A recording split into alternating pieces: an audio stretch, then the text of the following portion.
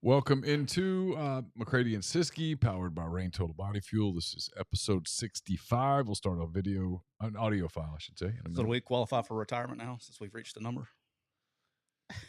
Yeah. You're not 50 yet. No. When you turn 50, AARP's aggressive. They start sending you all sorts of cards and stuff, and you're like, oh, man, come on, stop. Yeah, I refuse. I'm not going to do the discount. I don't have any of that stuff. Got stuff all over the place over here. Had a good day? Yeah, it's been a good day. Been a busy day, but good day. Got up, did an early Oxford Exxon podcast on audio with Jeffrey Wright joined. And then I went parked on the square, walked to football practice. Why's that, Neal? Well, I got a ticket the other day on campus, and I think it's only my first one, but I'm not positive. Yeah. And so I don't trust them. And so you parked all the way on the square. I parked on the square, paid the meter till 1 o'clock. Why didn't you just come park at my office? I guess I could have done that. It's a lot closer. It really wouldn't be that much closer. Neal, I can park at my office. They literally use my parking lot during game days. Oh, I guess that's true. Just walk across the thing. Yeah. Yeah, I didn't think about that. Anyway. Yeah. I walked. You do that next time. Walked to practice. Got a little 20-something minute walk in. Got to practice. Covered some practice stuff. Talked to Spencer Sanders. Just put that story up. Literally, as you were walking in the door, I was publishing the story. So, did that. But that's fun. Walked back. I'm sorry. Yeah, I'm full of shit today. The whole Spencer Sanders thing. I don't. I'm just gonna poke the bear for however many months we got now. Because I don't really. I've said this. I don't really understand it, but it's not my job to understand it. This is the thing that I have to explain to people. That's what I think's hilarious because I don't have to deal with this shit anymore. But here's the thing that I have to explain to people. It's like, what do you think? I'm like, well, I don't know. I have an opinion, but my opinion is utterly meaningless. Whether it's right or wrong, we'll see. But it doesn't carry any weight. And so at the end of the day, who are we kidding? Only Lane Kiffin's opinion truly matters. That's it. And I don't know what his opinion is. He's not going to call you in the middle of the night and ask you who you think should go after you watched practice today. No, and listen, in the event that he ever did, I would say seek medical help. You are not you know. Yeah. Of course not. I don't know that I just have said all along that I'm thinking about this logically and rationally. And if you do it logically and rationally, it only makes sense if Sanders is coming in to be your quarterback. But, and I don't mean this this is not a criticism of Lane Kiffin, what I'm about to say. Lane is not a conventional thinker. That doesn't mean that he's not a smart person. He is. It doesn't mean that he's not a very good football coach. He is. It doesn't mean that he can't evaluate quarterbacks. He very clearly can. He's the definition of outside the box. But he is not a conventional thinker. And so you have to throw conventional wisdom, if you will, out the window. It's why I tried to say during the whole Auburn-Ole Miss thing in November that people are like, well, Auburn's a better job. It's got more resources. It's got more NIL. It's got more this. I'm like, okay, yeah, but you're doing this thing where you're thinking conventionally, and again, there's nothing wrong with that. He doesn't. No. He's going to be more, what's the word I'm looking for? He's going to be more. He is going to do it his way. And he's more. He could give two shits. And he's more apt to change his mind at the last minute. Oh, yeah. Which is what I think kind of happened. And on this, it's why people go, you wouldn't bring Sanders in unless, I'm like, well, that makes sense. In any conventional way, that makes a ton of sense. But that doesn't necessarily mean that's what Lane's thinking. Michael said, tell Tyler next time there's a ball tourney, I'll take a can of rain. Michael, are you at the, I wonder if he's at the Little League baseball tournament this past weekend. So, okay. We're going to talk about that today too. Hey, our goal is today, I was talking to my dad on the way over here, and he's got a bunch of his buddies out there fishing today at the lake, and they're trying to catch their dinner. They're not doing very good. He said they've only caught like 5, but anyway, he said, what are you up to? I said, well, I'm fixing to go tape the show with Neal. And he goes, "What are y'all going to talk about?" I said, "I don't know. We'll see how many people we can piss off in an hour because we're going to be old man yelling at cloud today." It'll be good though. People, you either like it or not like it. Most people will laugh today, hopefully. I hope so. I mean, you're in more. I'm in a giddy. You're in more of the mood to do that. Yeah, I'm in one of those moods today. I'm I don't know what it is. I'm in one of those moods today. I think because we got Sweet 16 back. Yeah, it could be. Oh, Michael's sitting in front of me. There you go. Yeah, now I know who he is. I just saw the name Michael. I'll bring you one. I didn't have a rain this weekend. I don't think. Yeah, rain and Little League baseball do not match. it's not a good atmosphere. You will get ejected. The last time we had a conversation, I'm kidding. The last time we had a conversation about Little League baseball, or travel baseball, it caused problems.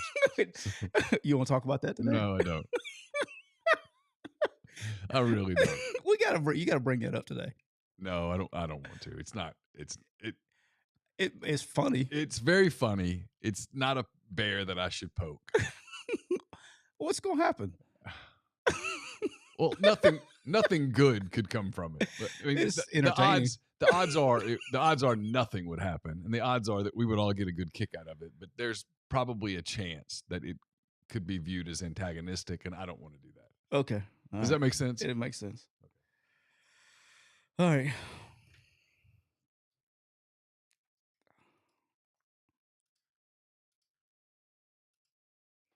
Welcome into another edition of McCready and Siskey, powered by Rain Total Body Fuel. That was better. I'm Neal McCready. That Tyler Siskey. This is episode 65 of the Big Show, Thursday, March the 23rd. Sweet 16 this weekend, or today and tomorrow. Elite 8 on Saturday and Sunday. By the time we get back together again on Monday, college basketball will be down to its Final Four. How about that? Happens fast. It does happen fast. But I enjoy it. You almost feel like the whole tournament was last weekend and you almost forget about it. And then you're like, oh shit, I'm going home tonight. And we got Sweet 16. Typically these are the best games. Yeah, there's the best matchups, best games. So I'm excited. They start a little early on us tonight. They get to start at 5:30. Yep. So Kansas State and Michigan State. Michigan State at 5:30. Then we got Arkansas, UConn at a little after 6. And then who else is tonight? Gonzaga, UCLA, and Tennessee, UConn. Tennessee, FAU is tonight. Okay. Yep. So, they're all great games. We'd love to see them. So I'm excited. Yeah. All right, let's jump in here. So we're not here all day today. I know there is. Yeah, because I still got to load another podcast. You got to load another podcast. Yeah. Spring football has pretty much started everywhere or getting underway this week, and there is. I've obviously been talking to a bunch of schools, a bunch of coaches in the last couple of weeks. And as a coach, you get in your own mind about what the situation you're in about spring practice.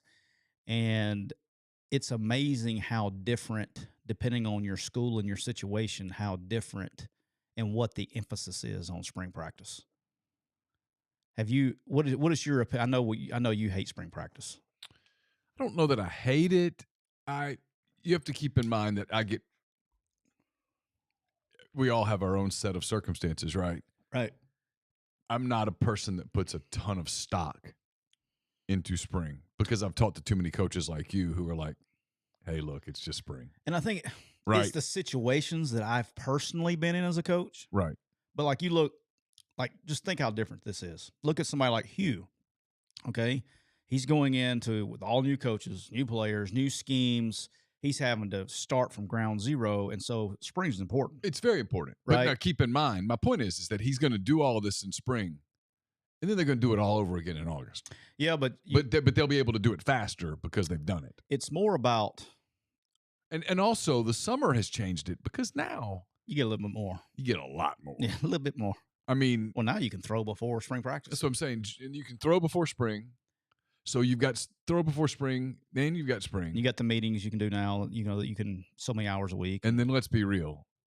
It's summertime. There is a lot of volunteer work, volunteer film. There's a lot of stuff that happens. Look, if you want to play, If you're serious about playing, you're serious about playing at Auburn or wherever, you're in the building a ton in the summer. Yeah, you're way over your 20 And hours, so, whatever. yeah, And so it's not 20 hours in summer; it's supposed to be 8. But so my point is, it's not like a lot of voluntary time. it's not like it was even 20 years ago where you did a lot in spring football. You did a lot of evaluating. I think it's big now from the standpoint of like the program that I cover. They probably didn't need spring football to reaffirm something, but like if they did, it's being reaffirmed that, hey, we probably need to get in the portal here in May and add some front seven guys. That, and then, if you take Ole Miss, they have a whole quarterback issue they got to get figured out. And then defensively, you got a new scheme that you're having to run and learn. You need to get those reps on tape and those kind of things. But, I've been in situations like when I was at Arkansas State and we're coming back with everybody. It's not about if you got the same scheme, same coaches and all that, just on your side of the ball. If a kid was a really good player for me and he was coming back next year, I mean, he's going to get his reps, but I'm not going to rep him to death. Right. And I'm going to take him out of it, which I like for them to be pissed off. They're not going to get a lot of live looks because I know what they can do. I had a thing I called vet mode. People are going to laugh. Coaches that are listening are going to laugh at me. So vet mode for me is if you ever played, if I could trust you enough, because I would tell my players, they'll say, when am I going to play, coach? And I would answer it, when I can trust you to feed my kids. That was always my response. When I can trust you to feed my kids, you will play. Not a minute before, not a minute after. That was my saying. And so I had a thing called vet mode. Vet mode was once I trusted you enough to roll you out there 500 times, when you reached we had a little ceremonial award and all shit. When you got to 500 reps, you know what? It's about snaps. Snaps. In a game. Real reps. Right. When you got to 500 snaps with me, I treated you a little bit different. I didn't have to, I expected you to be almost a pro.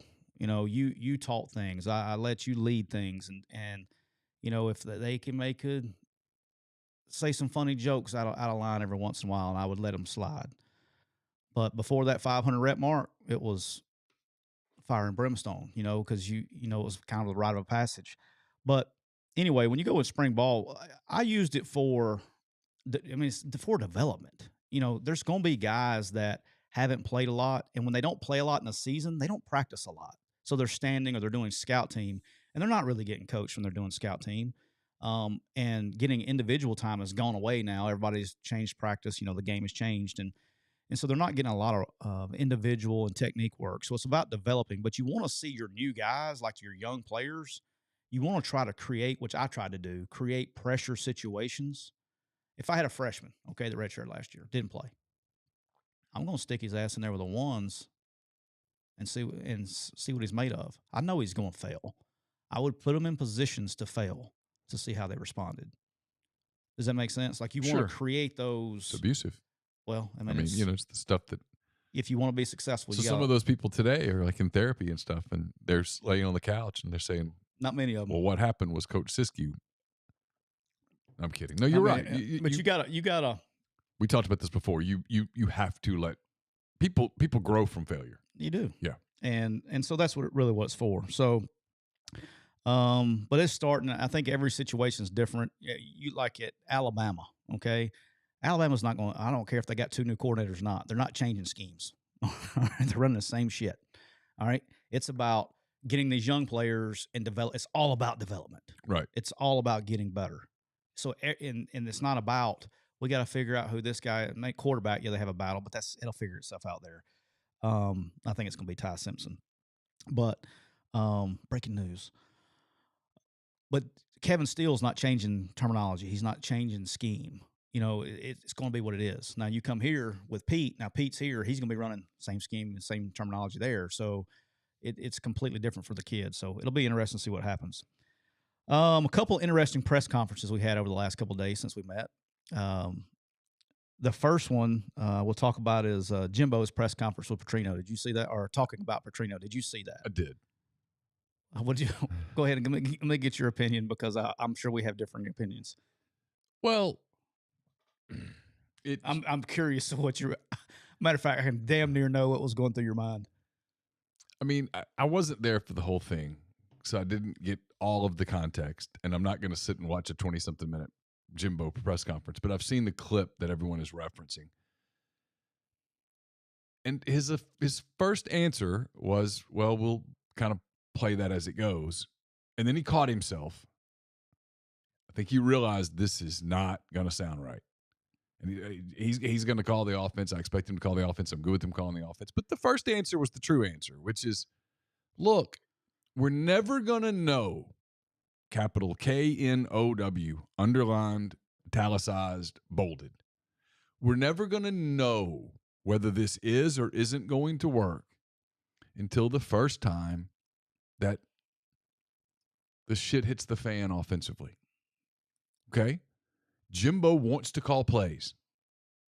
He's always wanted to call plays. He's told people he wants to call plays. I think he always has, as long as I have. He lives for calling plays. I mean, when I was at Auburn, he was our offense coordinator. He's got a big ego. Bobby Petrino, everybody does the jokes and the stuff about the bike, and he got beat up by the girlfriend, all the stuff. At the end of the day, he's a brilliant offensive mind. It's his offense, and he's got a big ego. So I'm always reminded of this conversation. I won't name the names. It was a head coach who was interviewing an offensive coordinator for an offensive to be his offensive coordinator. And the head coach is kind of defensive oriented. And he said to the coach, well, the offensive coordinator said to the coach, hey, what are you going to do the first time that we go 3 and out and we eat 17 seconds off the game clock? Because it's going to happen. I mean, it ain't going to happen much, because if it happens much, we're all in trouble. But it's going to happen. We're going to run out there and run some tempo, and it's going to bomb. Going to be bad, and the defense is going to have to get right back on the field. What are you going to do? Are you going to lose your cool? Because if you are, this won't work. Because that's going to happen. There's an upside to what we do, and there's a downside to it. And so with Petrino and Fisher, until we see what happens in a game where Texas A&M is sputtering on offense, does Jimbo have the ability to go, hey, he's my offensive coordinator, we're going to roll? Or does he step in and go, hey, I'm doing this. This is my – because if he does that they're going to bomb. And so I don't know. But that was a little sign in that Jimbo has not completely signed off inside his own head that, hey, I hired an offensive coordinator. I hired a good one. We're paying him a shit ton of money, and I'm going to let him do it. All right. Petrino, and I say in my generation, he is older than me, but he has been coaching as long as I've been coaching. I've been aware of him ever since I've been coaching. Petrino, to me, is, since I've been involved in football, I mean, top 5 offensive mind ever. I'm sure there's somebody before him or somebody to come. He has adapted to every single rule change, and everything that's gone on. He develops players. They have an edge about them. I mean, I just really love the guy as a football coach. I've met him personally, but we don't know each other personally, but I have the utmost respect for him. And the same with Jimbo. I do know Jimbo personally. I do too. Great, I like Jimbo. Great a lot. person, great football coach. Yep. And whatever the circumstances behind him hiring him, I think when I watched, because I did watch the whole interview, because I wanted to see, because I hate, in the world that we live in now, in social media, every couple of days there'll be some comment from a coach of some sport or a player, and there's all these hot takes, and we go out, which we'll talk about one in a second. And the people that are commenting on, and making this such a big deal don't watch the freaking press conference. They just take a snippet of what they see or hear or see somebody talk about, and they go Captain Hot Take on it. So I watched the whole thing. And so from the beginning, there were questions before that came up. That was later in the interview when that came up. That was actually, I think, the next to last question. There was 5 questions about Petrino to start the interview. And it seemed to me he was trying to be coy, I guess, on trying to not, and again, does it matter? I don't think it matters at all. But on, hey, are we going to be running Bobby stuff, or is Bobby going to be running our stuff, but putting his stuff in it? I think he was trying, his attempt in that whole interview was to be coy on what they were going to be doing offensively and leaving that mystique out there to not give opponents an edge of who to prepare for early in the season. Because they got a big game early in the year now. You know, they got to play Miami, right? And Miami's not going to get worse; they're getting better. And so, for me, that was what it was like. And then, like you said, I think he caught himself at the end, trying not to make it a bigger deal than it was, and said that. But dude, I didn't have a problem with what he said. I just think he was trying to be coy with about it. But I told everybody when it happened, and I'll tell you again. And when there's plenty of time on this show to talk about this, Texas A&M is going to be a problem next year now. Well, it's what I think too. And it's what I think too. I can just keep saying it, and then it's bound to happen. There's too much talent. One of these days, it's bound to happen. But I really believe that they're going to be a problem next year. I do too.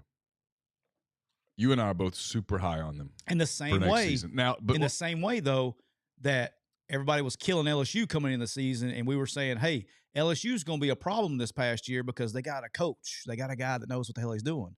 Well, they basically did what LSU did last year with Brian Kelly with the offense. You just got one of the most elite minds on the planet in offense, and you made him the coordinator. And he's got talent. Damn. I'm just saying. I'll be wrong. If I'm wrong, I'm wrong, and everybody can go gig them and howdy to me and all that stuff. Sure. And that's fine because I love Jim. I got a lot of friends there. But I'm just telling you, I think they're going to be a problem for people this year.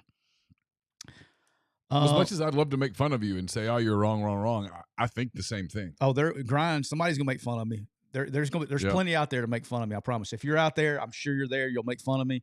But I think they're going to be a problem for people. All right. I think there are a handful of programs in the SEC that are being overhyped and a handful that are being undervalued right now. And I'd put Texas A&M in the undervalued. But I get it. Look, they were bad last year. They underachieved last year. They failed last year. And Jimbo felt pressure. And he hired Petrino, which I thought was a good move, but now he's got to resist the urge to. Reb Grizz said Ross Bjork told me to say that. Ross is a good friend of mine. I love Ross. Ross is always he's in the Siskey family Hall of Fame. Ross Bjork is. I know he is. He should be. He is one of my favorite people on the planet. Him and Michael Thompson, love to death. And if you know, you know. Because I can guarantee my wife knows. All right. The Saban press. We had to go this one next. All right. I've heard.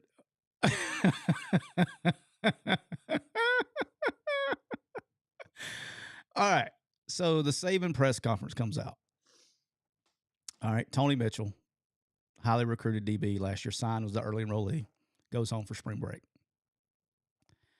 Nick comes out, and in his opening deal, he does the same thing. He opens up, and he tries to address, I don't know if you notice this, he tries to address all issues he thinks coming. So when Josh Maxim goes in there and says, hey, we need to talk about this, he'll do that in his opening statement and try to knock out everything. So if you ask him about him, he'll say, I've already addressed it, whatever, right? Like press conference 101. He's really good. So he addresses it, and he says in his statement, for those that don't know, Tony Mitchell was arrested for possession of a large amount of marijuana, and just a little bit under 8 ounces, and evading police, driving 141 miles an hour, evading police. Who among us? Okay, who among really? That's not it. Also had a firearm in the car that wasn't his, but had a firearm in the car, along with $7,000 in cash. Again. Who among us? Right. And so I mean, how many of those things have you never done? I mean, me personally, yes. 0. Well, you've done all of I've those had things. The firearm in the car. You've had a firearm. I've never had $7,000 cash in my car. I've seen you Ever. distributing marijuana. I've watched you do it. And I've seen you go 141 miles an hour evading police in this neighborhood right Across here. those speed bumps. It was unbelievable. I mean, it was like Bo and Luke Duke. You just, that's my favorite show. You caught air. if you will. Okay. Just so in case she's listening, Mom, he's joking. This is a complete joke. All right. So in his statement, he says there's no such place as being in the wrong place, wrong time. Like he's breezing through it. He's saying things, right? There was no shot intended towards Nate Oates. There was one hell of a coincidence. I concur. I'm with you. But look, the guy is so regimented. I wish people would actually listen to this. The guy eats the same thing for breakfast every morning. 2 oatmeal cream pies, a cup of coffee, and then he'll throw his red man in when he gets done. Then guess what he's going to have for lunch? He's going to have a turkey chef salad. That's what he had for lunch today, was a turkey chef salad. That's what he had. Now he'll mix it up for dinner. He's going to go home. Today's probably pro day. I think it is their pro day today, but whatever. He's going to go home tonight, and you know what he's going to do? He's going to watch 10 recruits tonight before he goes to sleep. He's going to go to bed about 9 o'clock. He's going to wake up at about 5:30. He's going to drink a cup of coffee with Miss Terry. He's going to watch the Weather Channel. And he's going to get in his car, and he is going to arrive at the football complex somewhere between 7:25 and 7:27 every day. Okay? He does not have social media. He does not watch the news. He does not watch SportsCenter. He doesn't watch anything. Any updates that he gives, he'll watch ball games now. He will watch he'll go home. He'll probably watch some of the basketball games tonight. He enjoys that kind of stuff, but he's not watching SportsCenter or the news. He has no idea what's going on. Does he know what's going on at Alabama? Sure. So you believe that the day it was 2016 was election day, Trump, Hillary Clinton day. Yep. You believe him when he said he did not know it was election day? He probably voted early. If it's in the middle of the season, could I believe him? Yeah, absolutely. I know that sounds crazy, but yeah. I mean, this guy's a machine, man. Like, that's how crazy it is, right? I'm not even joking. I mean, he is so locked in. Like, I remember when we would get a commitment or something or sign, he would go, "Hey, is he ranked? How many stars does that got?" Like, we would go through on signing day. He had no idea. He's the only coach I've ever worked with that didn't know, because I've worked with some that knew exactly how many stars they had. Oh, right? I know you have. Okay. And so, I mean, like, the guy's legit locked in now. I've covered coaches who called about recruiting rankings. I mean, he has the ability, unlike any other, to hyper-focus in on what he's doing, and he's so good at it. I mean, that's why he's the best. Nobody else can do it. If everybody else could do it, you'd probably be very successful. But anyway, long story short is, I think he's aware of the Brandon Miller situation. I don't think he was aware that Nate Oates said those things. He didn't watch the Nate Oates press conference about it. You know, he doesn't know that Nate Oates said that. You know, I don't think that was intended. What he was trying to do was to deliver a message like, hey, I mean, basically saying, hey, if you drive 100, I mean, that wasn't an accident that you drove 100, you were behind the wheel driving 141 miles an hour and had 8 ounces of weed with $7,000 cash. Less than 8 ounces. Less than 8 ounces of weed, allegedly. Again. And then $7,000 in cash and a gun in your car. That wasn't being, he was trying to say that wasn't being in the wrong place at the wrong time. And he's trying to deliver a message to his kids, because his kids will watch it. And I don't think it was a shot at all. I mean, not even in the vicinity of a shot. I think he called Nate Oates like it is. He called Nate Oates that night, which does support what you're saying. Because Josh Maxim, the SID, which when Jeff Puritan, who's now the AD at Arkansas State, right, when he would do something or say something like that, he would go like, "Hey, just to give you this is." He goes, well, they would kind of inform him, "Hey, something you said," and it doesn't happen often, but it happens because he's so into what he's doing. I mean, I've been through it with him. I remember him coming in and going, he got asked a question about being a press conference, and he comes straight to my office and goes, "Why in the hell are they asking me about you? What the hell did you do?" I mean, he's locked in. I mean, he doesn't. That was the binoculars? It was something else, actually. I don't know what it was about, but it was something else. But anyway, people in the thread are not buying your explanation. I am, for the record. Which explanation? Well, they're saying that they think he's too updated on things for that to have been an accident. Guys, I can't. I mean, I'm just telling you. Can believe me or you cannot believe me. I'm trying to tell you, he is the most locked in human being that's ever walked the planet. Like, it's different. I mean, it's different. Yeah. I mean, it's different. I completely agree. I see it. I know what you're saying. I mean, I get why they think this, because again, if you didn't listen to the pre-show, not everybody thinks the same way. right? No. We were having the Spencer Sanders conversation, and I don't want to go here on this show because it's March the 23rd, and I'm already tired of it, and I can't even imagine if this goes into August.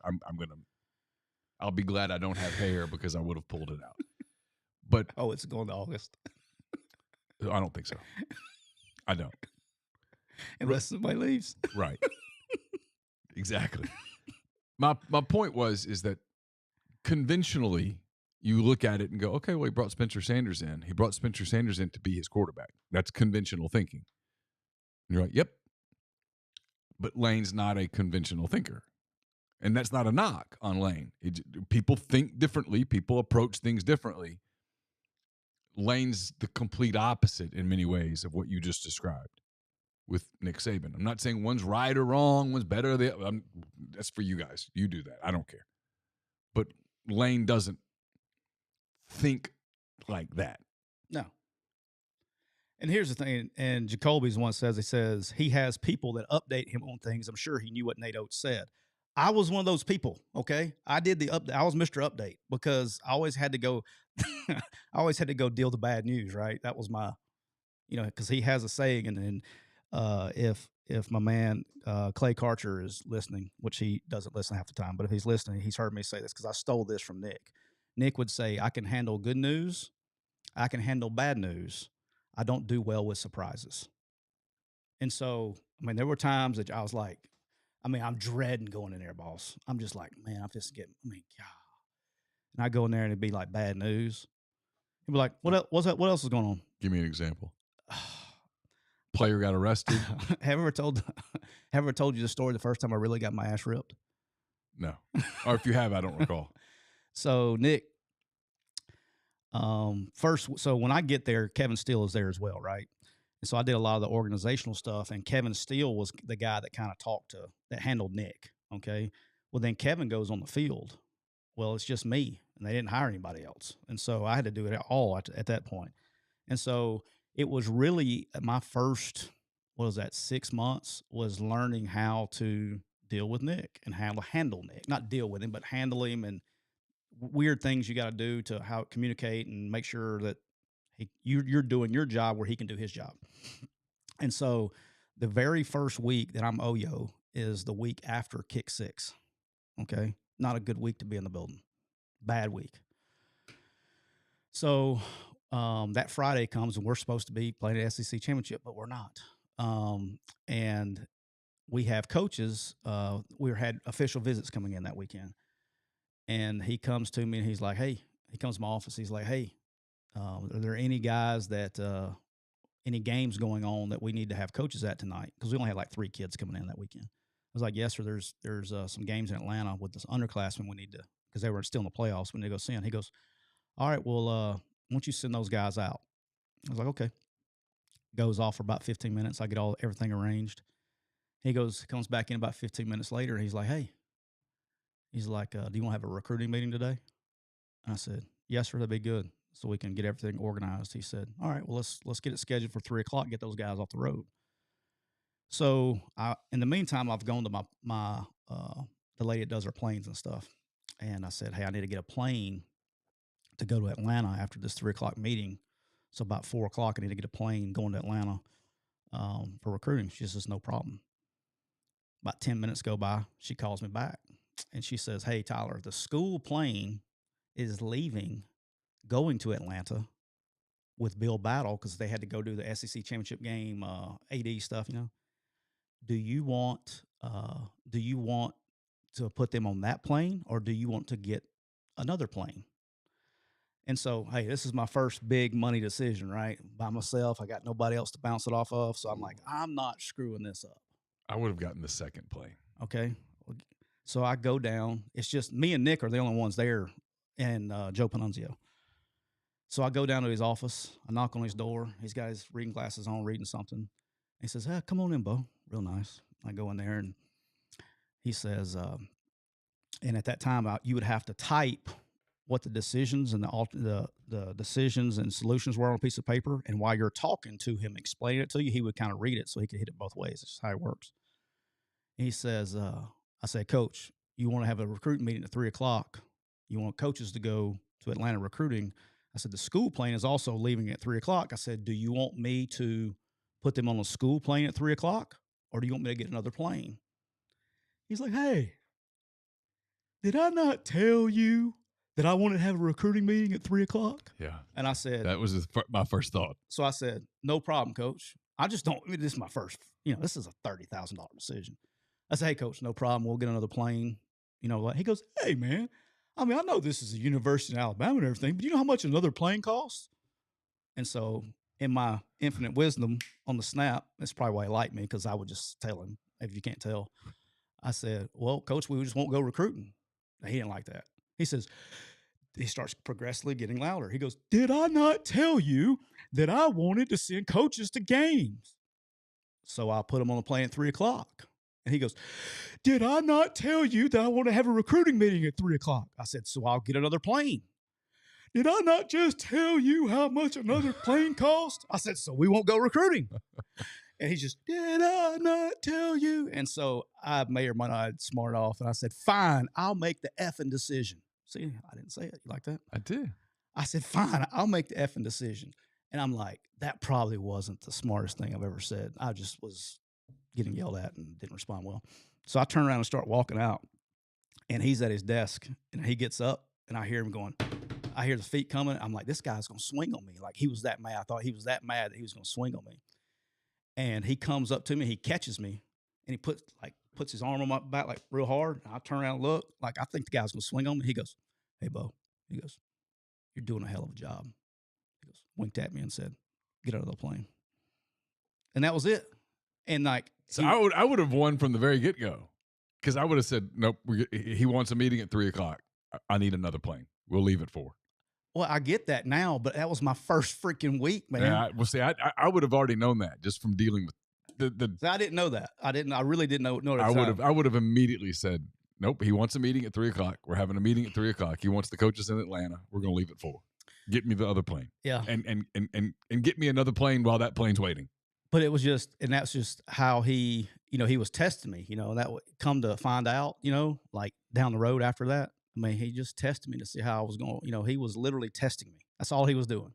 I mean, I think he thought it was funny, but he was testing me. And then the best part of the whole story was 2 days later, we got official visits in, we're at his house.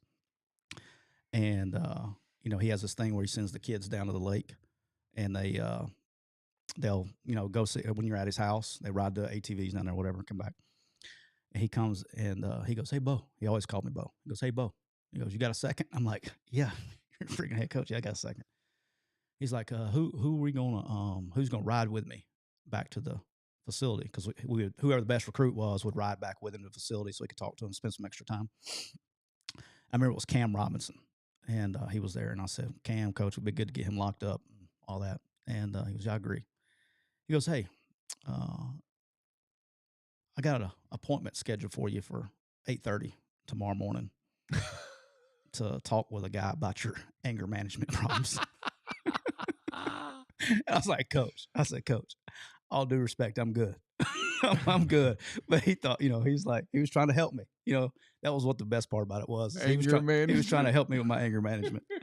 So, but look, I mean, I'll go on. I'm going to defend that guy always. I love him for what he's done for me in my career. I love the guy, so I'm always going to defend him. But Grind wants to know, I could hear the Saban stories forever. Grind wants to know, did he ever get pissed at assistants over recruiting misses? We missed twice in the entire time I was there. Twice. That's incredible. We did not get 2 players that we really actually wanted the entire time I was there. Now, we had guys that we may have offered and things like that. Sure. For whatever reason, we only missed on 2. I can tell you the 2. Yeah, fascinated. 2 was the one was Kerryon Johnson. Okay. The running back that both of them went to Auburn, actually. The running back that went to Auburn, and Tyler Carr was an offensive lineman out of Southside High School that also went to Auburn. Didn't really pan out, didn't play a lot. But those are the 2 that we really wanted that we did not get. Both of them we lost to Auburn. Those were the only 2 the whole time I was there. How would he handle those losses? He did not care. It didn't, because he's back then he's going to get his 25. Right. He just replaced Kerryon Johnson with somebody he viewed as. I don't even remember who we took that. I don't even remember who we took that year, but that may have been Damian Harris' year. I don't know. We always had guys on the board. He never really just like water off a duck's back. He didn't even never addressed, and it never was an assistant's fall or anything like that. It was just because he's the best. He works in recruiting. He works in relationships, and if he can't get it done, then he kind of puts it on him more than it does than anybody else. All right. That's enough of that. That was funny. I swore I'd never tell that story. I didn't tell all of it, but I told most of it. That's good stuff. Hey, speaking of good stuff, Rain is good stuff. We're brought to you by Rain Total Body Fuel. 300 milligrams of natural caffeine, BCAAs, electrolytes, zero sugar. It's got what you need to push the limits and achieve your goals. Check them out on Instagram at Rain Body Fuel to learn more. Speaking of more good stuff, looking for a place to watch the NCAA tournament this weekend? You got games tonight, Friday. You'll have a game Saturday, a game Sunday. Go Walk On Sports Bistro, especially if you're in Oxford. If you're in the Jackson area, go to Ridgeland and enjoy walk-ons. They put everything they've got into bringing you game day with the taste of Louisiana. Dig into their mouth-watering, made-from-scratch Louisiana cuisine, po' boys, gumbo, voodoo shrimp, plus fan favorites like juicy burgers, fresh salads, all in front of 70-plus TVs, 40-plus ice-cold beers on tap. You can order online at walkons.com, or you can use their convenient Walk-Ons app, which comes with rewards. So visit them today in Oxford or Ridgeland. All right. So this came out really in.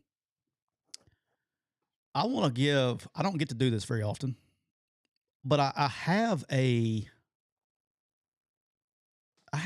small bit of hope here.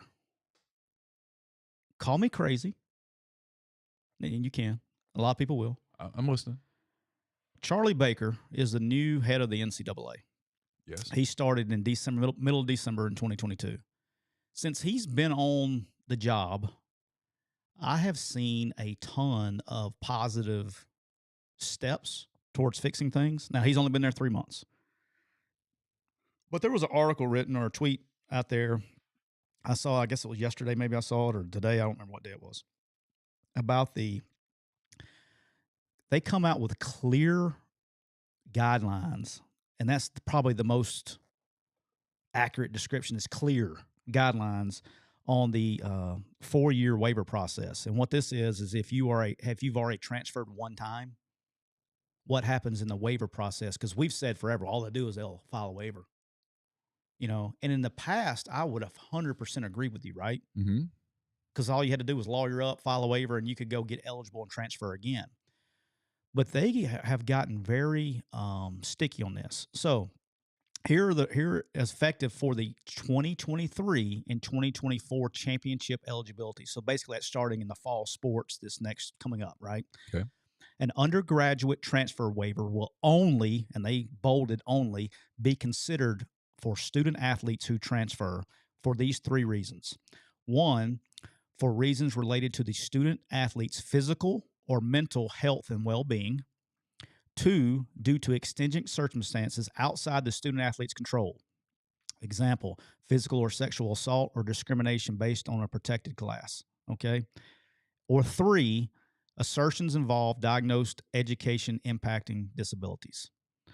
All right. So when they first came out in the old crew and said, for reasons related to students, athletes, physical or mental health, you and I both went, hey, there's a way out right there. Yeah, of course. Okay. Mm-hmm. Because you can say, hey, this me not playing, or the coach is too hard on me, or I'm whatever. too far from home. Too far from home. I'm depressed. Yes. I'm suicidal. Yes. There are 10 gazillion things you could make up, right? Sure. And people who don't dig into this, I went down this rabbit hole last night. People are going to read this and they're going to think that. But I went back, and they have the link, and you go and you click, and they have a ton of bylaws. The one thing that's very interesting is before you will ever be considered for mental health, you have to have doctors while you're there. So you can't go, okay, I want to transfer, let me go to the doctor. What's the word they used? They used, it's going to drive me crazy now. But they had, basically, you have to be in mental health evaluation while you're at the school. Yeah. So it has to be an ongoing problem, not that, hey, I got sad, I need to go. Yeah, I need to transfer. I want to get in the portal. Hey, let me go to the mental health doctor and tell them. No, it has to be documented through the process, okay, or they're not going to consider you for transfer.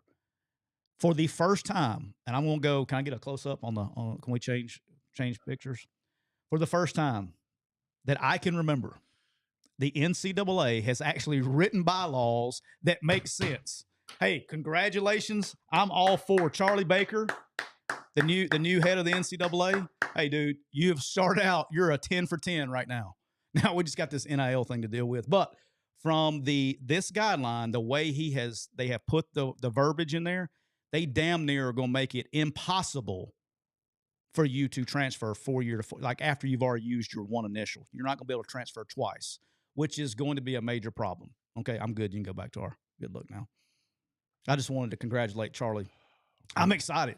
I can tell. I mean, I'm like, holy shit. Like, we're on something here. All right. Now, it says this very specifically. These following reasons as an undergraduate transfer will be denied. Lack or change of participation. No participation opportunity, reduction of playing time, or changing position or role in the team. Change to an athletic scholarship, which was a big one. Or a coaching change. And this is where we're going to get old men yelling at cloud, because this is where all the masses are pissed off. You can read every freaking comment under this article. Every one of them's like, well, coaches can change. I mean, if a coach can leave, why can't the players leave? I mean, I don't understand. I don't know why. If the coach can pick up and leave, why can't the players? It's only fair. All right. I want somebody, nobody wants to ask this follow-up question. So I'm going to ask it to you. Hey, what happens, if Snicker leaves the Braves tomorrow, if he leaves and takes the job with the Cubs tomorrow, does Ronald Acuna get to pick up and go become a free agent and go to the Cubs? In this specific instance, yes. You know what I'm saying? Like, just because, hey, can we not stop at Acuna? Keep going. Because, I mean, I like David Ross, and I think he's done a good job. But, I mean, if you add much more past Acuna, I'm in on this. But if Bill Belichick leaves and wants to go to Vegas and collect a check, does Mac Jones get to leave? No. No, he's under contract. You're under contract. Can we go back to this Acuna thing? Because I kind of like that. I mean, you want to. There's no other sport in the planet. No other sport on the planet does a coach leave and you get to become a free agent. I'm pulling up the Braves roster. Let's see who else I would want. You already got Dansby, so congratulations. You would want Austin Riley. Yeah. Okay. So I'd like Acuna. That'd be good. We'll start there. Sean Murphy. Yeah. I'd like that. Riley. I'm going to let you guys keep Marcell Ozuna. You don't want them problems? I like Ozzie Albies. He's a dude. Michael Harris II. He's a dude. Good player.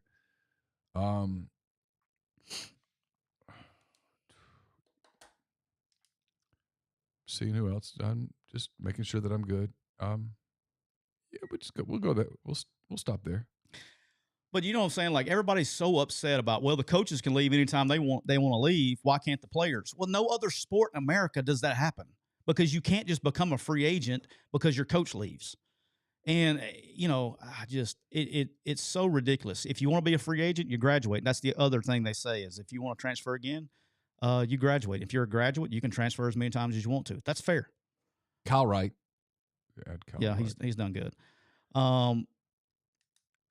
Grind says it's college. Grind, I knew you were going to be the one complaining about this. I'm just kidding. He said it's college, not pro sports. Put the kids on payroll if they can have unlimited transfers. Well, hell, they're on payroll now. I mean, that's where we're at. And I hate, you can't have any continuity in roster development or anything like that. And we've lost the whole concept of everything when it comes to this transfer deal. And here's my whole thing. And I am old man yelling at cloud a lot of times, but I also I'm an adapt guy. I will adapt to whatever it is. But here's the one thing that I wish that they would have thought through a little bit. The 4-year transfer, being able to transfer one time and being able to play immediately. Whether I understand a lot of things. I understand there needs to be extenuating circumstances, but we've lost the ability for nobody pushes through adversity anymore. They look for the first time things don't go their way.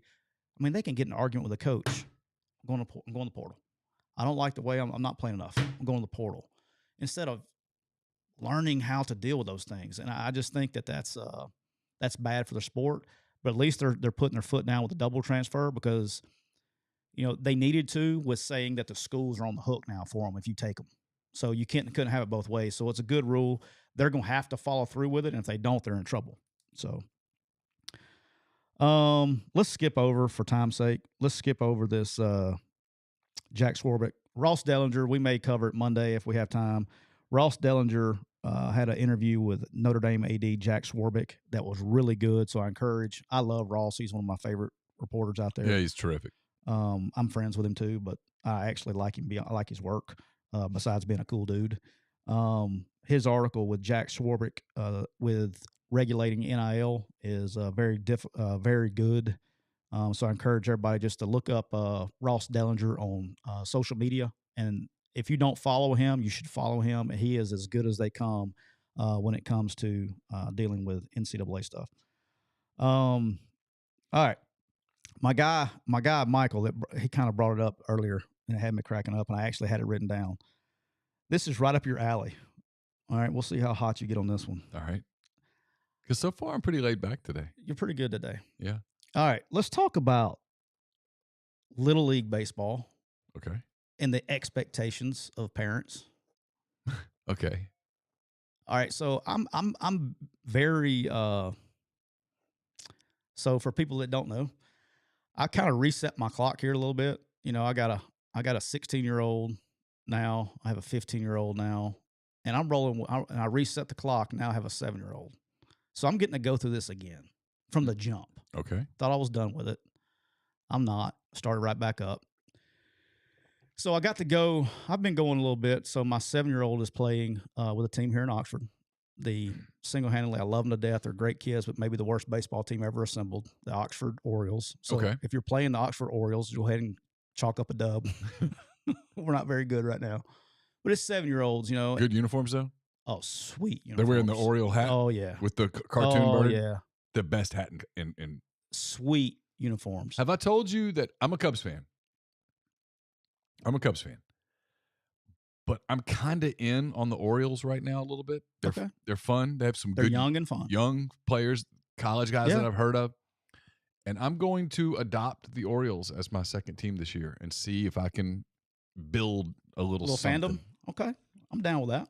I love Camden Yards. Great park. You ever been? Never. Great park. Yeah.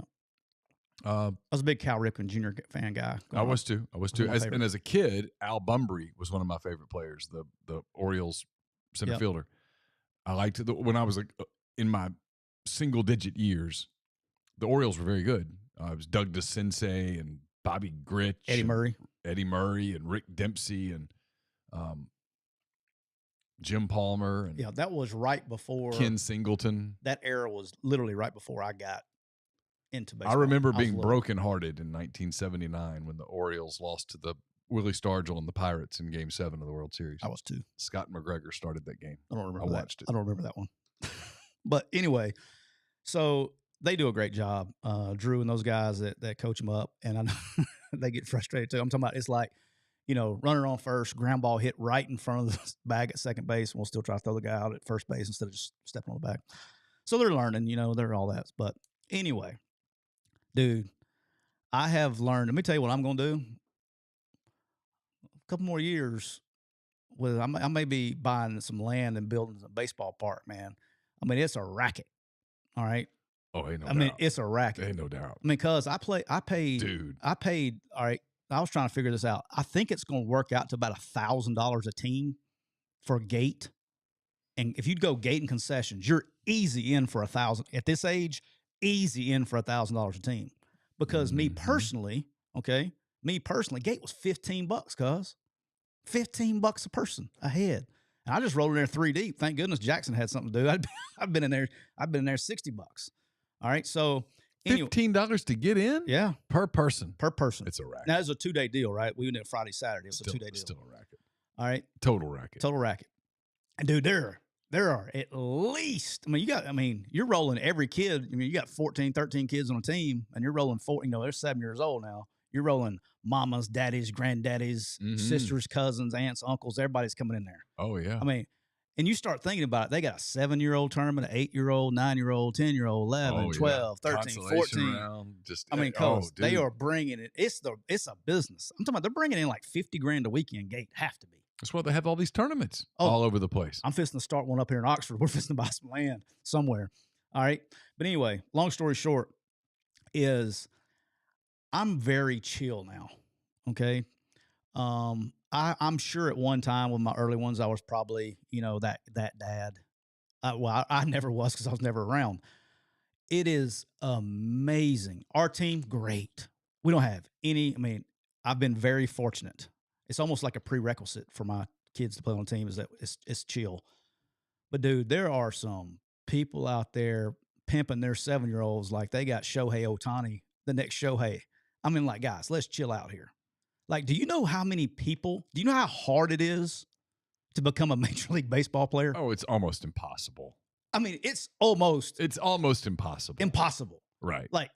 Ole Miss, here in town. Really good baseball team last year, right? They won the national championship. Allegedly. Yep. No, they actually did. They did. All right. Good players everywhere. Sure. And have had great players ever since I've been involved since 2012, right? It's been a very good program for 20 plus years. Yes. How many of them dudes in the last 10 years have gone and had a great major league careers? And those are the best of the best. I think you could say Drew Pomeranz did. Yeah.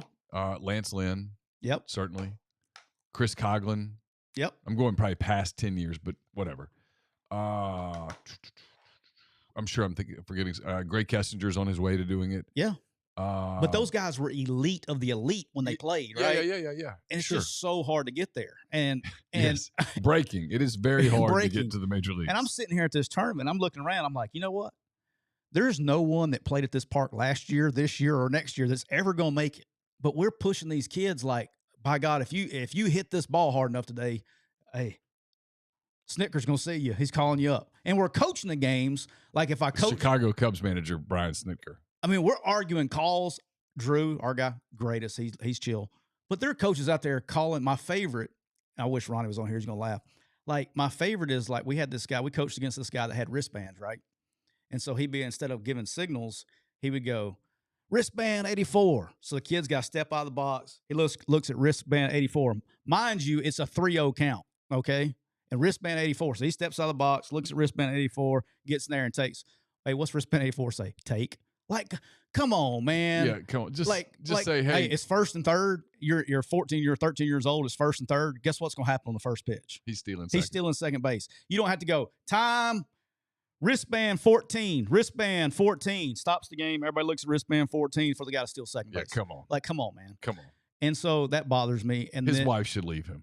Yeah. Well, so. Because she's not getting any attention at all. Ronnie brought this up last time about the only time I've ever got into it, I think, the only time I've got into it with other coaches, because I have no patience for that stuff, is we were playing a tournament last year, and it was a tie game. It was a championship game. Their guy we're in extra innings, and we actually scored 5 in the top or whatever, so we just had to keep them from scoring 5 runs. They had first and second with no outs. The guy hits a ground ball between short and third. Well, it hits their runner. Mm-hmm. Okay. He's out. Yeah, by the rules. By the rules of baseball, since the beginning of time. He's out, and the runners advance. And this dude comes unglued, the other coach, saying that's the Jackie Robinson rule, that you can kick a ball anywhere you want to, but you're not out. And I'm like, wait, what? That's what my response was. Damn near had this umpire talked into it. And I don't like talking to officials. Umpires. Dude, they got a hard enough job. They're not trying to screw anybody. Just you're playing 14-year-old baseball. I'm going to tell you, Carson has started refereeing OPC soccer games. And as he leaves, I'm like, hey, who you got tonight? And he's like, Bulldogs and the Cardinals. And I'm like, hey, screw the Cardinals. Get them. And he goes, you sure? I'm like, absolutely. And he does. He goes and the Cardinals will score goals and he'll say offsides. And it's unbelievable. I said, you're wrong. Officials are absolutely out to get little league teams. So I'm just sitting here and I'm like, what are we doing? Like, He's thrown so many 7-year-old soccer games already in like 3 weeks. but I can't tell you how many I'll overhear parents talking about, hey, I need to get, little Johnny little lessons. We're going to get him specialized and do this and that. And look, and if you're a parent of a young kid, I'm just going to say this and because they're trying to get them scholarships and all that stuff. It's not happening at 7. My advice, I'm being dead serious, my professional advice, if you have a kid that's playing, don't be in a hurry to specialize kids in sports. I think it's one of the worst things that's happened in our society. It's awful. It's awful. Let them play other things and enjoy it, because the burnout rate, just like anything, you don't ever understand what a kid's going to be good at early in age. Like, you can have, especially in baseball, you can have the kid that's already 6 foot tall as a 6th grader and go out there and throw 77 miles an hour. Okay. And he's going to throw 77 miles an hour and he's going to strike out everybody. Well, you don't have Nolan Ryan there. You just got somebody hit testosterone a little early. Mm-hmm. It'll eventually catch up. And I always do this. You've heard me tell you this, and I think you're going to laugh. As when I was coaching at St. Paul's, and then I left and I went to college, and they'd be like, yeah, you were the coach at St. Paul's who recruited all those kids. I said, yeah. They said, oh, you got Mark Barron, A.J. McCarron, you got all those guys. And I'll say, yeah, but what about Aaron Lerner? And they said, what do you mean? I said, at 6th grade, because we were allowed to bring kids in at 6th grade, Aaron Lerner in 6th grade was 5'11", a 200-pound tackle, and was beating, just dominating up front. The day he graduated, he was 5'11", 200-pound offensive lineman, couldn't play. Yeah. And so you never know. And so I'll always say, oh, there's Drew. Drew said, after an awful weekend, I wasn't sure where you were going when this topic came up. Thought I was about to get fired on the air. No, Drew, they do a great job. Get better. Win the damn game, Drew. Let's go, Drew. What are we doing? I felt for him. Get off the chat and go fix your baseball team.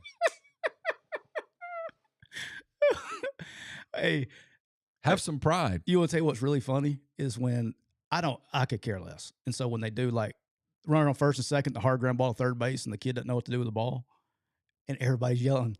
Everybody step on third, and the kid just freezes, Yeah. It's like, I think it's funny to watch other people's reactions. But anyway, just don't specialize your kids at an early age. And Drew knows this. My kid's playing soccer. He's playing baseball. He's playing football. He's playing basketball. Hell, a lot of them are at the same time. He had a soccer game yesterday. He's playing baseball. Just let them enjoy having a good time. And then there's plenty of time to be specialized. Plenty of time. And high school is where it's getting jacked up. It's happening before high school. But it used to not. But it is. Parents are doing it before high school. You're using the right word when you call travel baseball a racket. Yep. It's a racket. It's a money-making racket. And it's never going back. It is what it is. But it's asinine what's happening to the kids. Yeah. Just let them have fun. I'm not going to go more than that, because why not? There are people out there. Are they? Ask me how I know. How do you know, Neal? Who there are people out there who just, this is a sore topic. You can't criticize any aspect of travel baseball. You can't do it. You call anybody a redneck today? If the shoe fits.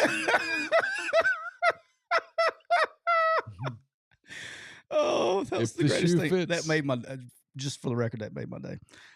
If the shoe fits. If the shoe fits, wear it. All right. And when you're out there trying to win the 12-year-old Senatobia tournament title, you just might be a redneck. Yep. So last year, we had some new kids come on our team. That same tournament that we had the Jackie Robinson rule tried to be called on me. I've never heard that. Jackie That's Robinson literally what he called rule.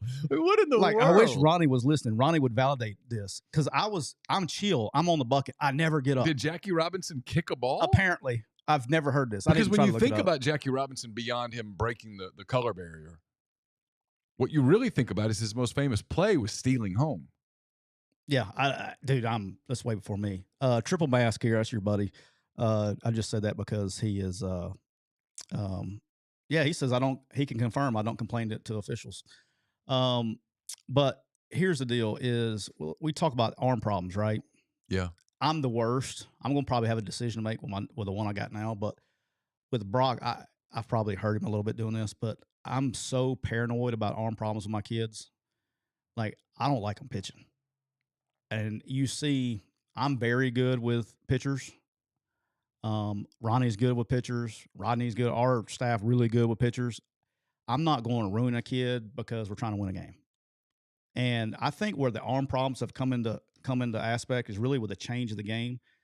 Like, pitch counts used to never matter, right? But what's happened is it's not even just the pitch count too. It's how we're throwing now, right? Yeah, it's full effort throwing at all times, and it's everything out of the same arm slot. Okay, so you're trying to throw everything out of the exact same arm slot, tunneling. And so when you go and you try to torque at this arm angle instead of out here, it puts pressure on your UCL. And it's like you said, it's full and it's overuse. Like, well, there's kids throwing year round. Like I don't like my kids throwing it all in off season. My personal kids. But I mean, dude, I threw different arm slots too. So, but I threw 128 pitches in a game and pitched 2 days later. I mean, the difference is that you don't, the way you pitch has changed. Everybody's going into spin rate and all this stuff, right? And it's gotten so scientific. Well, you can do that, but when the more spin you put on the ball, the more torque you're putting on your elbow. So I'm not a big, and they've gotten a lot better with Tommy John surgery too, but it's just almost like, how many pitchers do we have to see? Like, there's got to be a limit. I mean, we're blowing kids' arms out quick now. Well, it's like you watch the SEC baseball and people are talking about who's the best. I'm like, well, I mean, I'll bring up the topic that nobody really wants to talk about. How many of the guys pitching for fill in the blank SEC school right now today on March the 25th are still going to be pitching on May the 25th? That's accurate. Because somebody's going to get hurt, and that's going to end up impacting a deal. Yeah. It just is. But you're right. I mean, look, you mentioned Cal Ripken earlier. That's my guy. Cal Ripken was asked about travel baseball and stuff, and I mean, he was diplomatic, but he pointed out that when he was a kid, he played baseball in baseball season. He played basketball. He played soccer. He played other stuff, and it was good. Yeah, it helps you with coordination too. If little Johnny's good enough to get to the major leagues, he'll get there. He's not going to get there because the Oxford Orioles developed him. He's not. Sorry, Drew. Yeah, I mean, clearly. But he's going to get there because his talent just. Yeah. And I'll say this too. The best baseball player I've ever seen with my own two eyes. I mean, like, dude, it was just different than everybody else. He was so much better than everybody else. It was just stupid. Was Destin Hood. And you know what? He got drafted early. Like, got I remember that kid. Yeah. He was the best football player I've ever coached, by the way. Ever. But he got drafted in the supplemental round or whatever, between 1 and 2 by the Washington Nationals. Got $3.2 million. Got $1 million up front and $2.2 million ball to come back. He got whatever it was every 5 years, so he wouldn't go play football. He ended up playing football, didn't he? No, he went to the Nationals. Okay. When this dude hit the baseball, like, I'm talking about every shot that he hit the baseball, every time he hit it, it went over the lights in 6A baseball. Boom, boom, boom, and it was unbelievable. And that's why he got drafted, right? And he did. He went to the minor leagues. He won the minor league every year he was there. He won the home run derby in the minor leagues. Best guy I've ever seen. Guess what? He played like 140 games in major leagues. He got called up at the end of the year one year, started the next year with the team, and then got sent back. He literally played not even a full season of games in the major leagues. Best guy I've ever seen. Like, it's just, I never got to see Austin. I mean, I'm sure people have seen Austin Riley, but just how good those dudes are, it's different. Yes. We've been brought to you by Comer Heating and Air, Southern Air Conditioning and Heating, different names, same great products and services. If you live in Oxford, Batesville, Tupelo, or the surrounding area, call Comer 662-801-1777. If you live in Hernando, Memphis, or the surrounding area, call our friends at Southern 662-429-4429. All right, before we finish this up with basketball, we don't need to talk about it, but I just had to say something because I told you before, it's the funniest shit I've ever seen in my life. As y'all know, I'm a big NASCAR guy. This past weekend, they were racing in Atlanta. And they've turned Atlanta into a restrictor plate race, which is similar to Daytona and Talladega, just not enough space. More similar probably to Daytona. So I told Neal this before the show. Josh Williams is an Xfinity driver, which is the crew that races on Saturdays. He had a wreck, had to put tape on his car, and it came off for the next caution. Well, there was like a rule in NASCAR that if stuff comes off, you have to park your car. Well, he's pissed about it. The NASCAR officials get on the headset and say, "Hey, you got to park your car. Like, you're out of the race." What they meant to tell him, that terminology means you have to go to the garage, you're out of the race. He knew that. He knew that. He did not agree with that. And so my man, Josh Williams, who is a lower end driver that's just trying to make a living, literally parked his car on the start finish line in the middle of the race. I thought that was the greatest, funniest thing. He gets out of his car and just starts walking all the way. And that's, a huge track. So he just walks for like 5 minutes back. And they were going to interview him, and NASCAR made him go to the hauler. So he gets suspended for a week. He doesn't get to race this week. He got suspended, but for him literally parking the car to start finish line, I thought that was very funny. So y'all should go back and watch that. Hey, real quick, little breaking news involving our Bengals. John Williams? No. Cowboys running back Ezekiel Elliott has narrowed down his options about where to play to the Eagles, Jets, and Bengals. Wants to make his decision by next week. Well, we literally talked about last week or last episode about they needed to address the running back. That would be a good fit, especially what they do offensively. They're downhill. He's a very similar runner. That would fit. That'll make a lot of sense. Yeah, he makes a ton of sense. So anyway, I'd actually be excited for that. All right, let's talk a little bit about tonight. We got the Sweet 16. We're kicking it off with Michigan State and Kansas State tonight. Michigan State is a 1-point favorite. Mm-hmm. What do you feel about that game? I feel like I'm in the outsiders on this game for some reason. I can't decide. I kind of go back and forth on this one. I think it's going to be a really, really good game. It's two really good coaches, including one who's an absolute legend in the tournament. I do think Kansas State is a slightly better team, but it could go either way. Should be a great game. I feel like I'm in a minority here because I think Kansas State rolls. Yeah, I know I'm in the minority, but this is not a hard game for. Like, I'm betting this game. Yeah, it's just I have a really good feeling. Tom Izzo in March. Yeah, I mean, I get it, but he gets it too. That's the thing. It's Tom Izzo in March. I'm taking money line on Kansas State on this game. I've already bet it. It was at plus 110. Now it's at minus 105. So late money's coming in on Kansas State. But I don't even feel like this is I don't know. Guess I'm wrong. Starts at 5:30, by the way. That's first game on. Then we got the Fighting Neal McCready's. Yep. The Arkansas Call Your Hogs. You want to call them? Yeah. Yeah. There you go. Clip that. Clip that, Cole. It's going to get. Oh, clip that, Cole. All right. The Fighting Neal McCready's, the Arkansas Razorbacks, are 4-point underdogs. Yep. Against UConn. Yep. What are you at there, Fighting McCready's? I think I'm UConn minus the 4. I think I'm laying the 4 points. Arkansas, I said this earlier, it kind of depends on how the game gets officiated. Agree. If they let the game get physical, I like the Hogs. I like the Hogs. Arkansas's got to get downhill. They've got to defend the perimeter really well, and they have lately. They defended the perimeter really well against Kansas, and they got to do it again against UConn. Now, here's the thing about UConn. UConn's kind of turnover prone, and so if the officials let the game get sloppy and it becomes a transition game, UConn's not going to out-athlete Arkansas the way that they out-athlete a lot of teams, and it could get kind of interesting. But at the end of the day, I kind of like UConn by like 5 points. I have, as I've said on here for 3 weeks, and I'm going to knock on wood, so hopefully we survive again tonight. I have 3 win bets in. All 3 of my teams are still in the tournament. Mm-hmm. So I have a win bet on UConn, win bet on Texas, and a win bet on Alabama. Those are my 3 that I have win bets on. You're in good shape. So I got those 3 win bets on. So hopefully I would like all 3 of those to get to the Final Four, so I'd increase my chances. But anyway, I like UConn in this game. I'm worried about the points a little bit. But UConn's playing hot right now, but I agree with you. I think Arkansas is going to have to shoot the ball well at the perimeter tonight. And that's not what they do. That's not what they do. Now, they do it. Something they've done here lately is that they've actually shot free throws well, and people go, "Well, big damn deal." Had they shot free throws well this year, they had a totally different. Yeah. They were abysmal at the free throw line in some big games.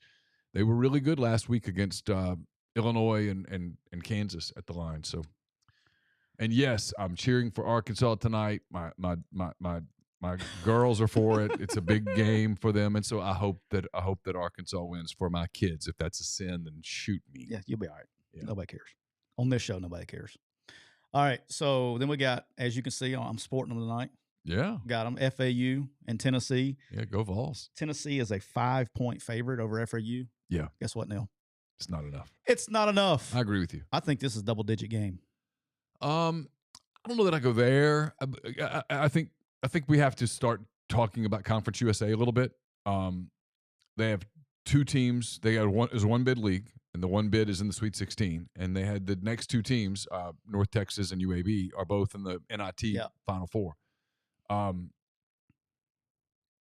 But Tennessee is going to play a brand of basketball that they don't see much. They're going to physically get after them, and Tennessee is strong. But I don't know. If you tell me it's an 8-point game, I buy it. If you tell me it's a 15, 16-point game, I'm like, ooh, I'm really surprised. I think we have to start acknowledging that FAU must be pretty good. I do. I just think they're going to see a different brand of heat this week too, because they kind of had an easy road to get there. They had to beat Memphis,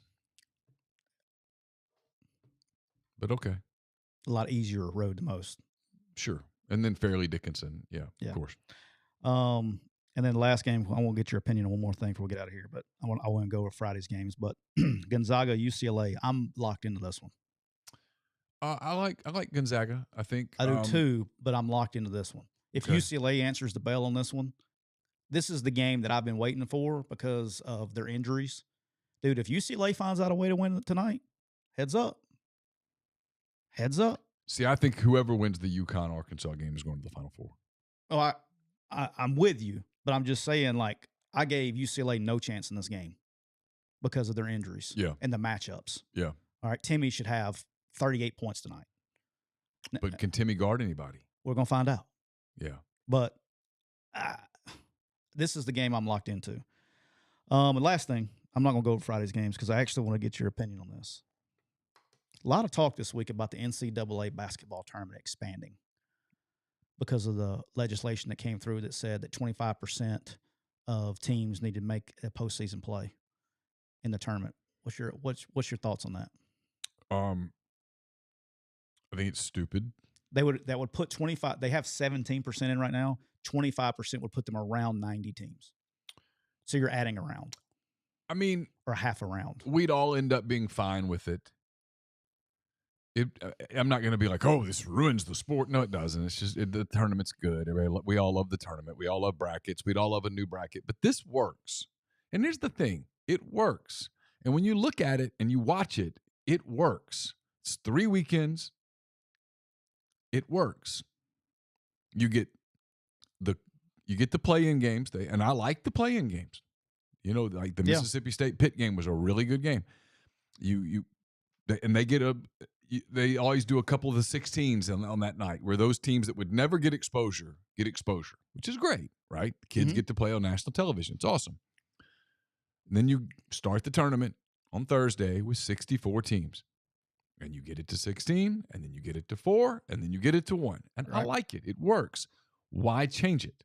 But if they decide that they have to, now here's the only problem with it, is if you do that, what you're doing to college basketball in the month of February is making it more irrelevant. Is making it even more irrelevant because you do have to achieve something to get to the tournament.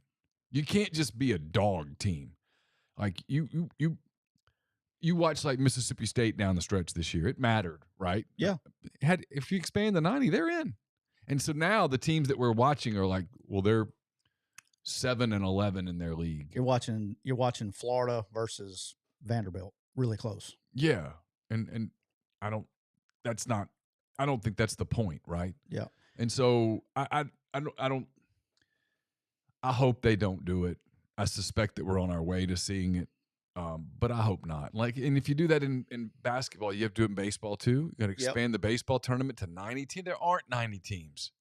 So I'm 100% in agreement with you, by the way. Yeah.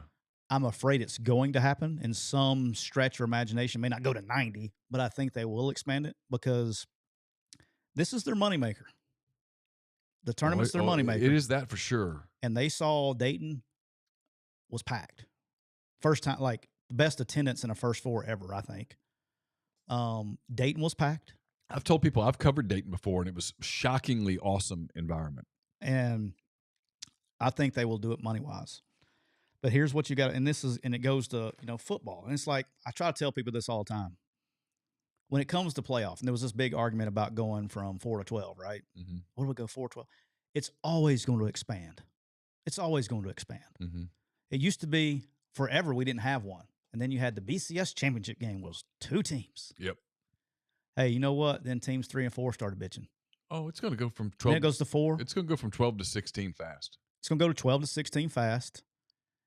And like FCS, Football Championship Series, forever in a gazillion years was 16 teams. And then all of a sudden, 16 and 20, 2024. And it's just going to continue to expand because they see the money in it. Now, the difference between football and football is in a unique position. What's different than football, than baseball, football, and basketball is we got this thing in the FBS, and that's why it's called the FBS, called bowl games. It's the only sport that we have that when you go play the first round of basketball, we're playing in Nashville, Dayton, we're playing in Atlanta, wherever. We're not playing at the Atlanta first round championship game. It's not right. That's a business. Those people are very influential people that run those bowl games. Of course. And they got political and NCAA pull. And so they're trying to survive. And that's why they want playoffs to happen in the bowl game so they can make money. Of course. That's what it's all driven by. But at the end of the day, 12 is kind of sneaky. You can still get away with 12. You start going to 16. I think you can get away with 16. And then after that, it's Katie bar the door. Yeah. And then, but the problem with the bowls, we can do this another day. The problem with the bowls is, let's say you go to a 16-team tournament. This would mean you have 15 games. Yeah. Okay. So it's 15 bowl games could have a game.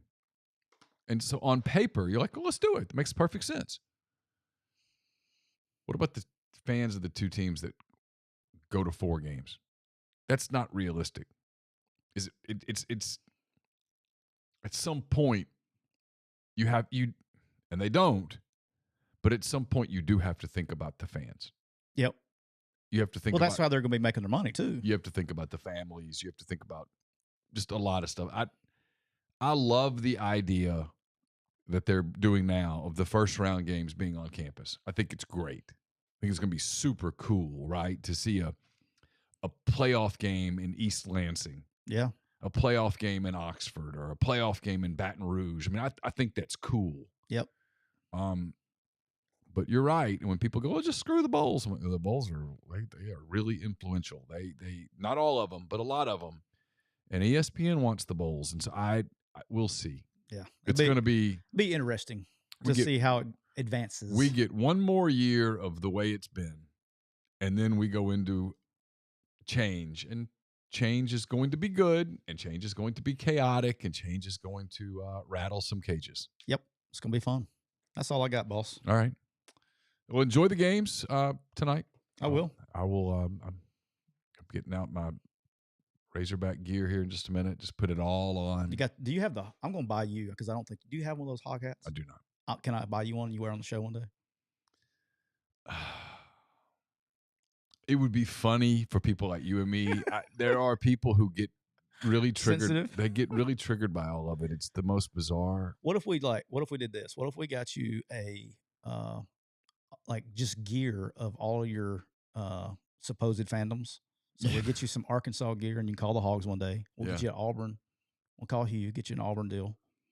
Yeah. Get you some Auburn gear and you can bring them all back. You can just bring them all back. I think I'm more hated at Auburn today than I am anywhere else, which is interesting. They still talk shit.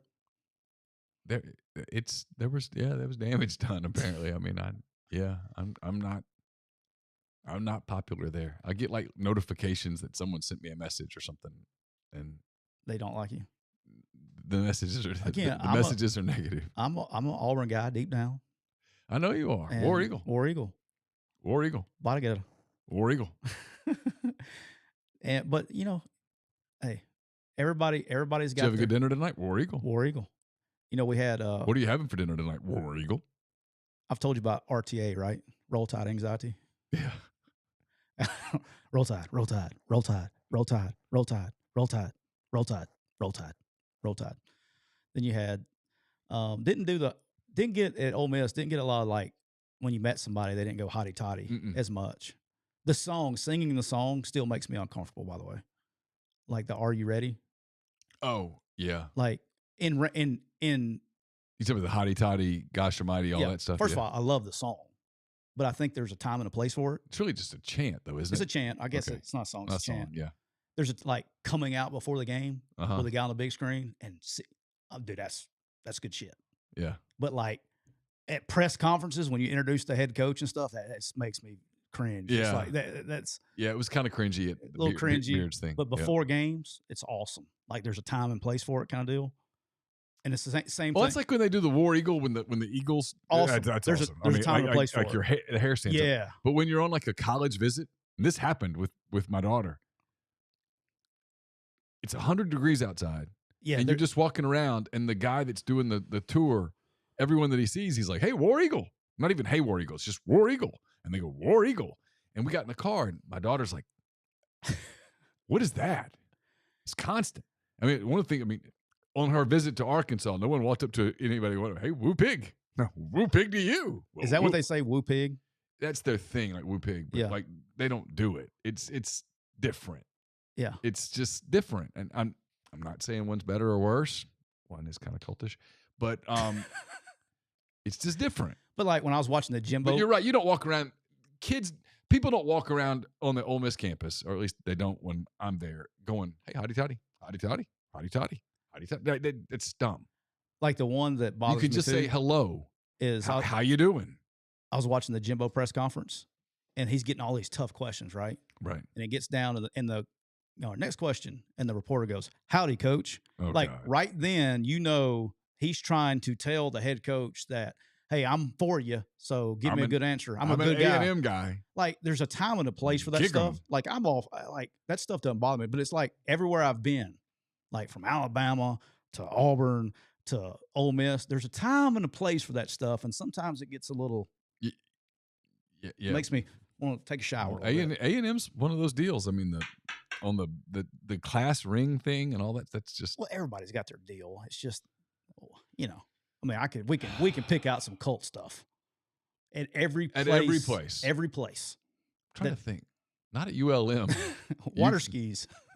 I mean, at ULM, there's nothing. I mean, I'm telling you, there's nothing.